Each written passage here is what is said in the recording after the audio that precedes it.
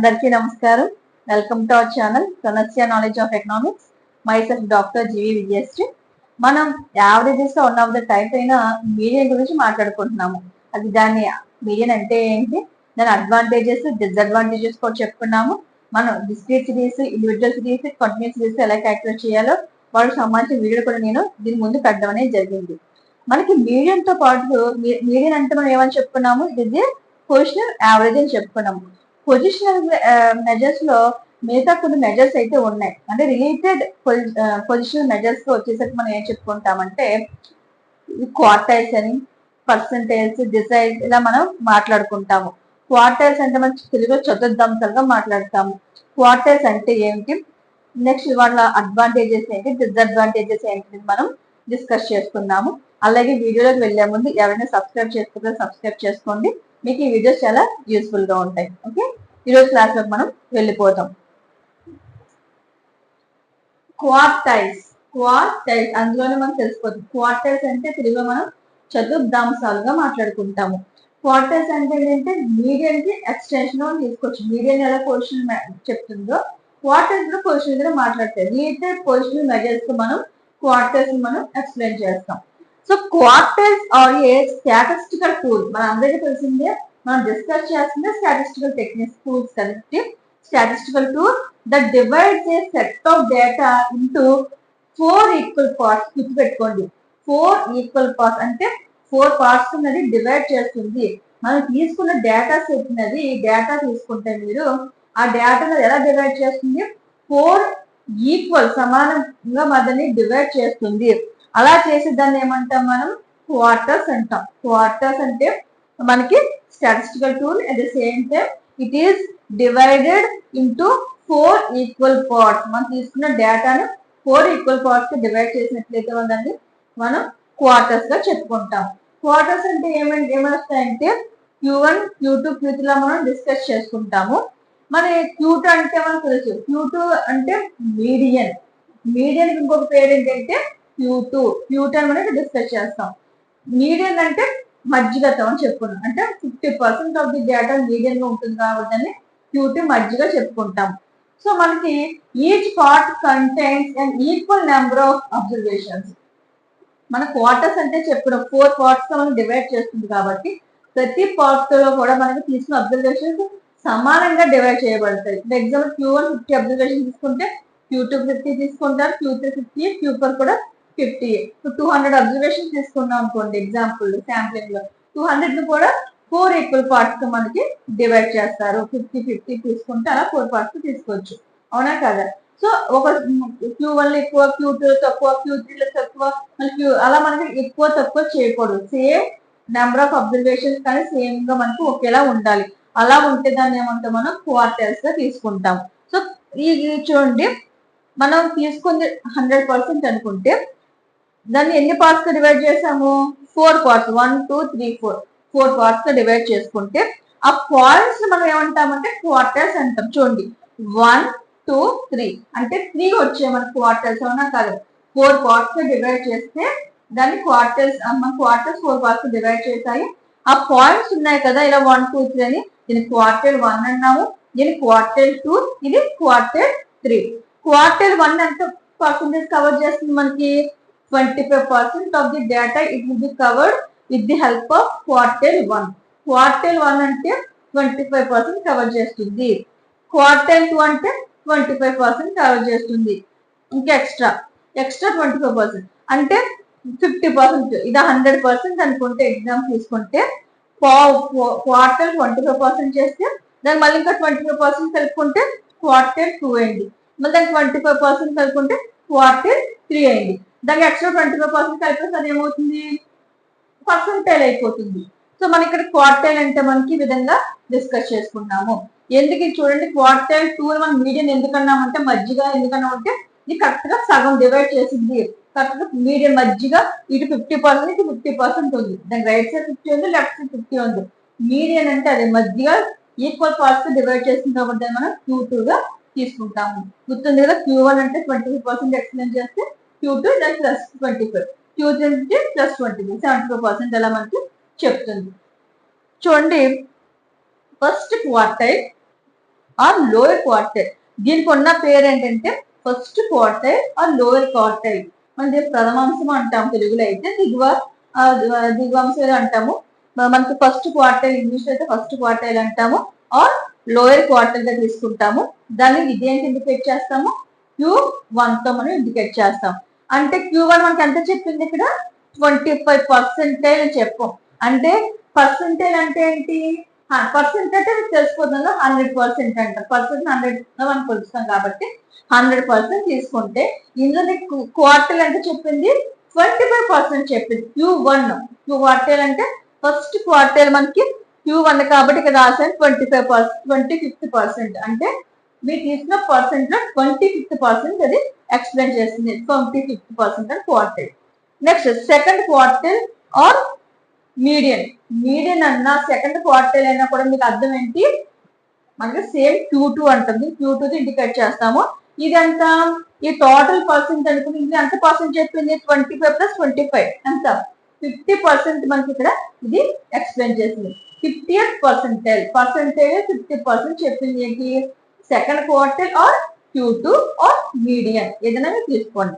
Next third one ఏంటంటే third quarter or upper quarter or Q3. అర్థమైంది కదా, third quarter or upper quarter or Q3. మన దీని ఎంత చెప్తుంది, 25 + 25 + 25 అంటే 75%. ఇది మనకి పర్సెంటేజ్ లో 75% మనకి ఎక్స్ప్లెయిన్ చేసేది ఏమవుతుంది అది అంటే థర్డ్ క్వార్టర్ మనం చెప్పుకోవచ్చు. అర్థమైందా, 25 అంటే ఫస్ట్, నెక్స్ట్ 50 25 50 కాబట్టి అదేమో మీడియన్ ఆర్ Q2, దానికి ఇంకో 25 కలిపితే 75% కాబట్టి పర్సెంటేజ్ కాబట్టి దాన్ని మనం Q3 గా తీసుకున్నాం. దీన్ని మనం గ్రాఫ్ లో చూడండి, మనకి చూడండి 0.25% ఏమో Q1 గా తీసుకున్నాము. నెక్స్ట్ దీనికి ఎక్స్ట్రా కలిపి కరెక్ట్ గా చూడండి, సెంటర్ Q2 మీడియన్ గా డిస్కస్ చేసాము. చూడండి మీడియన్ ఇటు 50% ఉన్నది, ఇటు 50% ఉంది.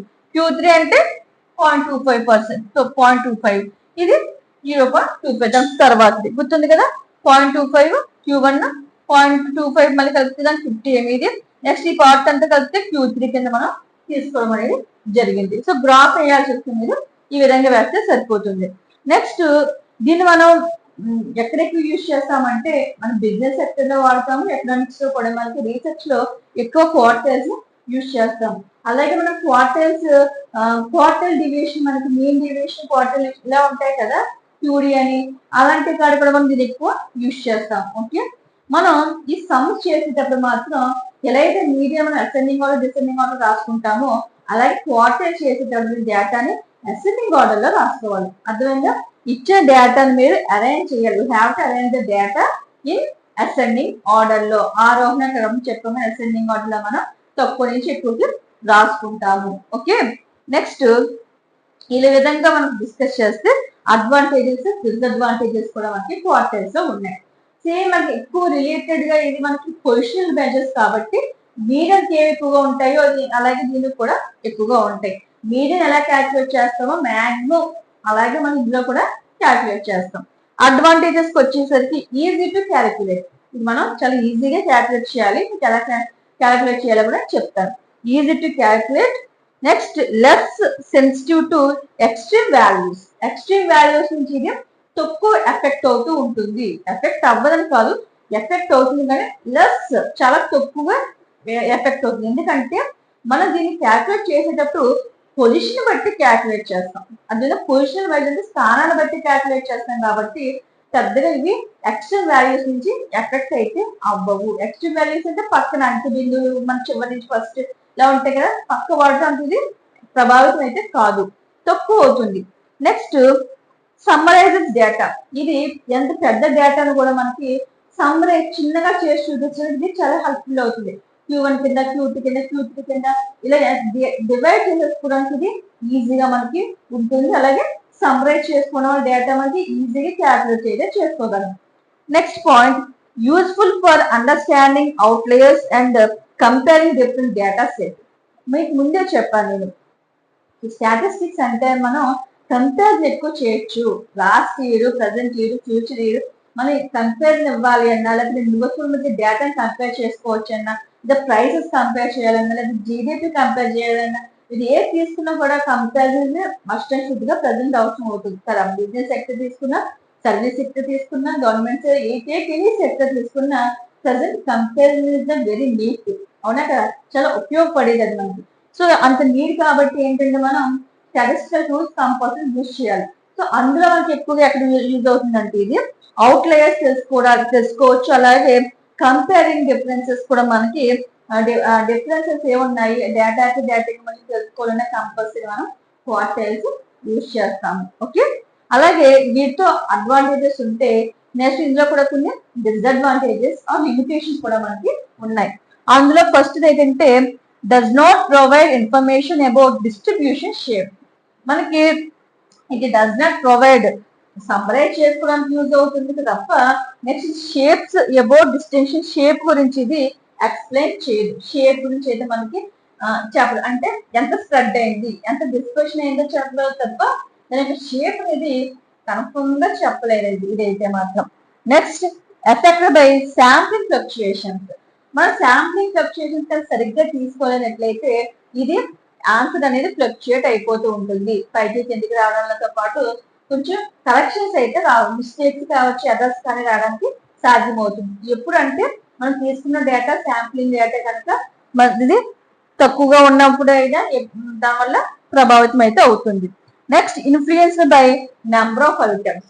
మీరు నెంబర్ ఆఫ్ ఐటమ్స్ పెరుగుతుందనుకోండి, ఇలా తగ్గుతున్నప్పుడు కూడా ఇది ఎఫెక్ట్ అవుతూ ఉంటుంది. నెంబర్ ఆఫ్ ఐటమ్స్ మనం శాంప్లింగ్ చేసేటప్పుడు పర్ఫెక్ట్ గా తీసుకోవాలి. మనం ఏమో 1000 ఇప్పుడు 1 lakh శాంపుల్ 1 lakh ఉంది పాపులేషన్, మీరు అందులో 200 శాంప్లింగ్ తీసుకున్నారు అనుకోండి, చాలా మిస్టేక్స్ వచ్చేస్తాయి. మనం చెప్పాను మీకు శాంప్లింగ్ అంటే ఆ డేటా మనం ఏం చేస్తాం, పాపులేషన్ కన్వర్ట్ చేస్తాం. సో మీరు తీసుకున్న శాంప్లింగ్ వాళ్ళు మిస్టేక్ తీసుకుంటే ఆ పాపులేషన్ డేటా తప్పు అయిపోద్ది కదా మీకు వచ్చే ఆన్సర్స్. సో మన ఇక్కడ నెంబర్ ఆఫ్ ఐటమ్స్ వల్ల ఎక్కువగా మనకి ఈ క్వార్టైల్స్ అనేవి ఎఫెక్ట్ అయిపోతాయి. Next point requires rearrangement. ఇప్పుడు మనకి అర్థమెటిక్ మీద తీసుకుంటే ఇచ్చినట్లు అంటే మనం సేమ్ యాజ్ చేసుకుంటూ వెళ్ళిపోయాం, కానీ ఇక్కడికి వచ్చేసరికి మనం రీఅరేంజ్ చేయాలి డేటా. అంటే ఇచ్చిన డేటా మనం అసెండింగ్ ఆర్డర్ లో కంపల్సరీ రాయాల్సి ఉంటుంది. కొంతమంది కన్ఫ్యూజన్ ఏం చేస్తామంటే నేనైనా కాదు ఇచ్చిన డేటా మనం సేమ్ చేసుకుని ఛాన్స్ ఉంటుంది. సో ఈ సిచ్యువేషన్ లో అసెండింగ్ ఆర్డర్ ఫాలో అయ్యేటప్పుడు కొంతమందికి ఇబ్బందులు అయితే రావచ్చు. ఈ విధంగా మనకి డిసడ్వాంటేజెస్ ఉన్నాయి ఇందులోని క్వార్టైల్స్. ఇప్పుడు అసలు క్యాల్కులేషన్ ఎలా చేస్తారు, క్వార్టైల్స్ క్యాల్కులేషన్ చేసేటప్పుడు ఏ విధంగా ఎటువంటి ఫార్ములాస్ యూజ్ చేస్తారు ఇప్పుడు మనం డిస్కస్ చేద్దాం. మనందరికీ తెలుసు స్టాటిస్టికల్ సిరీస్ అంటే ఇండివిజువల్ సిరీస్ ఉంటుంది, డిస్క్రీట్ సిరీస్ ఉంటుంది, అలాగే కంటిన్యూస్ సిరీస్ మనకు ఉంటుంది. ఇండివిజువల్ సిరీస్ అంటే ఏంటి, మనకి అక్కడ data individual number of items individual గా ఉంటాయి, అక్కడ ఫ్రీక్వెన్సీ ఉండదు. డిస్క్రీట్ సిరీస్ వచ్చేసరికి నెంబర్ ఆఫ్ ఐటమ్స్ ఇండివిజువల్ గా ఉంటాయి, అలాగే అక్కడ ఫ్రీక్వెన్సీ అనేది ఇవ్వడం అనేది జరుగుతుంది. కంటిన్యూస్ సిరీస్ వచ్చేసరికి మనకి క్లాసెస్ ఉంటాయి, 0 to 5, 5 to 10, 10 to 15 ఇలా మనకి ఉంటాయి. సో డేటా మనం అక్కడ ఫ్రీక్వెన్సీ కూడా ఉంటుంది. మనం ఈ విధంగా ఇచ్చిన సమ్ అది ఏ సిరీస్ లో ఉందో ముందు తెలుసుకున్న తర్వాత మాత్రమే మనం ఆ ఫార్ములాను యూజ్ చేయాల్సి ఉంటుంది. ఫస్ట్ ఇండివిజువల్ సిరీస్ కి ఫార్ములా Q1 అంటే అని చెప్పుకోవడం మనం first quartile. Q1 equal to n+1/4. Q3 అంటే ఈ n+1/4 ఏం చేస్తున్నాం, 3 తో మల్టిప్లై చేస్తాం, 3 into n+1/4. అందువల్ల Q1 అంటే n+1/4, Q3 అంటే 3 into n+1/4. ఓకే, మనం Q2కి ఏం చేసాం, n+1/2 చేస్తాం. గుర్తుంటే మీడియన్ కూడా క్యాల్కులేట్ చేసాము. సో మనం ఇక్కడ Q2 అంటే n+1/2 అవుతుంది. మనం Q2 చెప్పేస్తున్నాము, ఇక్కడ మనం క్వార్టైల్స్ మాత్రం తెలియదు. Q2 కూడా క్వార్టైలే, కానీ ఏంటంటే Q1 Q3 మాట్లాడుకుందాం. నెక్స్ట్ ఇక్కడ n అంటే ఏంటంటే నంబర్ ఆఫ్ అబ్జర్వేషన్స్ చేస్తాము. ఎప్పుడు ఇండివిజువల్ సిరీస్ లో n అంటే నంబర్ ఆఫ్ అబ్జర్వేషన్స్ చేస్తాం. ఓకే, ఇప్పుడు డిస్క్రీట్ సిరీస్ చూద్దాం. డిస్క్రీట్ సిరీస్ అంటే ఏంటి, Q1 equal to n+1/4. Okay, same అదే formula Q3 equal to 3 into n+1/4. Formula అయితే చేంజ్ అవ్వదు, కానీ n అంటే ఇక్కడ ఏముంది, individual series number of observations అయితే మనకి డిస్క్రీట్ సిరీస్ కి వచ్చేసరికి ఏమైంది, టోటల్ ఫ్రీక్వెన్సీగా తీసుకుంటాం. అంటే సిగ్మా ఎఫ్ అనుకోవచ్చు, లేకపోతే మీరు క్యాపిటల్ నేర్చుకున్నా కూడా సేమే. సో టోటల్ ఫ్రీక్వెన్సీ ఇచ్చిన ఫ్రీక్వెన్సీని టోటల్ చేసి దాన్ని n ప్లేస్ లో మనం సబ్స్టిట్యూట్ చేస్తాం. నెక్స్ట్ కంటిన్యూస్ సిరీస్ అంటే Q1 equal to L plus n/4. మీరు Q1 అంటే n/4 వేస్తారు. మనం L ప్లస్ మీడియన్కి ఏం చేసాము, L ప్లస్ n/2 వేసాం, గుర్తుందా లేదా మీకు? ఇక్కడికి L ప్లస్ n/4 వేసి minus CF by small f into I. Same median ఎలా క్యాల్కులేట్ చేస్తాము, ఇక్కడ అలాగే క్యాల్కులేట్ చేస్తాము. అది n/2 చేస్తాము, అది n/4 చేస్తాం. therefore Q1 equal L plus n/4 minus CF by small f into I రాస్తాం. Next Q3 equal to L plus 3 into n/4. n plus 1 plus 1 అని తీసేసి జస్ట్ సేమ్ ఇదే ఫార్ములాస్ మనం యాడ్ చేస్తాం, ప్లస్ 1 చేస్తాం. ఇక్కడ 3 into n/4 minus CF by small f into I. అర్థమైంది కదా? మీకు L అంటే తెలుసు, ఇవన్నీ మనకి ఆల్రెడీ వీడియో డిస్కస్ చేస్తాము. ఈ సమ్ చెప్పేటప్పుడు నేను ఎక్స్ప్లెయిన్ చేస్తాను. కంటిన్యూస్ సిరీస్ లో క్వార్టర్స్ ఎలా క్యాల్కులేట్ చేయాలో చెప్తాను, చెప్పినప్పుడు మీకు ఎక్స్ప్లెయిన్ చేస్తాను.